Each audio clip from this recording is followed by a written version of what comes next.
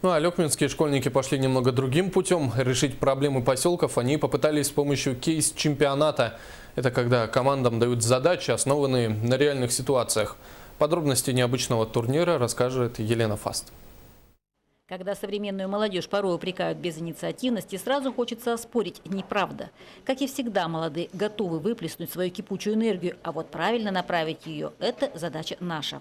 30 активных молодых граждан Алекминского района. Для чего они собрались? Одно из интересных мероприятий – кейс-турнир «Дорогою добра». Суть его сводится к мозговому штурму и в результате интересной задачи и ее решению умами молодежи. Попытаться разработать свои собственные социально ориентированные проекты, благодаря которым ребята смогут нести свой вклад в развитие гражданских инициатив, в развитие добровольчества, в развитие того, чтобы окружающий их мир стал пусть на чуть-чуть, но лучше и добрее. Возможно, не каждая идея претендует на оригинальность, но это то, что наше юное поколение видит и считает проблемным. Мы бы хотели найти новые идеи, новые резервы для будущего Алекмы. У кого-то это организация места отдыха для школьников, кто-то дерзает обратиться к истории с целью увековечения. Каждый проект интересен и необходим.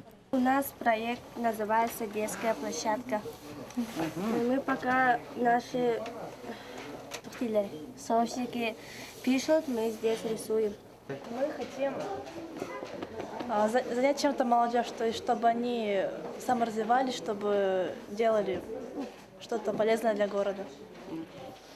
Именно что вы хотите предложить? Мы хотим предложить некий, как сказать, дом молодежи, где молодежь будет делиться на разные сферы. Например, одна из них будет как новые тимуровцы, помогать пенсионерам. Возможно, 30 человек не так и много, но умножив результат на командный дух, умение строить мысль, доказывать и обосновывать, получим главное. Среди присутствующих мужают настоящие личности. Мы предлагаем этот проект, и нам должны выделить средства на его реализацию. Елена Фаст, Максим Копылов, НВК Саха, Алекминск.